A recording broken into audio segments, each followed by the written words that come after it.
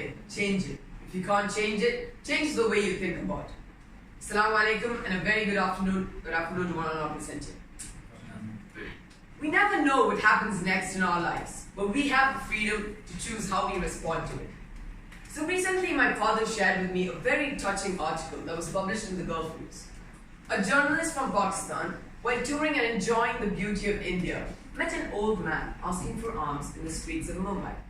Now, he was all dirty with uncut hair, wrinkled face, torn apart dresses, and he was carrying a filthy bag.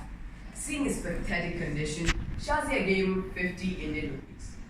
The face of the old man started to fill with joy and happiness. He came close to her and from the bottom of his heart, he thanked her. He said, "Thank you very much. This is the first time somebody has given me such a huge amount." Shazia nodded in acceptance, but she also observed his beautiful accent and his perfect English. After all, it's not every day that you see a person like this asking for alms in India. So she asked him, "Who are you?" And then Yogesh Patel started to narrate his story. He was actually a civil servant leading a decent life with his wife and 3 sons. He had a good bungalow at the heart of Mumbai. He married off his children and as time passed, he retired from his job. His children slowly took lead and later their wives. During this time, his wife got ill and passed away. And slowly, he became an unwanted element in his own dream house. His children wanted to sell his property and take their share. They forced him and he had to sell his property. They took their share in everything they can take except for their own unwanted father. As he was physically weak too, he was left with no other option but to depend on the streets.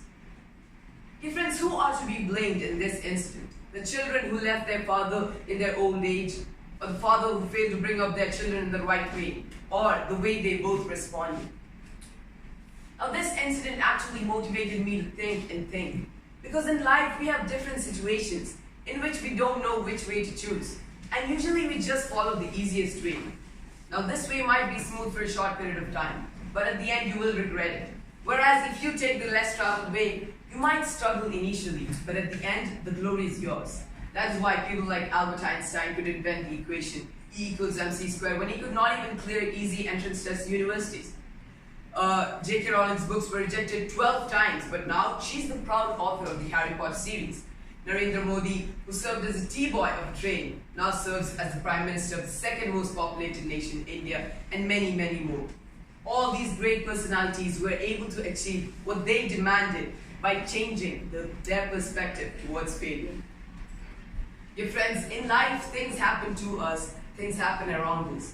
But the only thing that truly matters is how you choose to react to it and what you make out of it. Life is all about learning, adopting, and converting the struggles that we experience into something positive.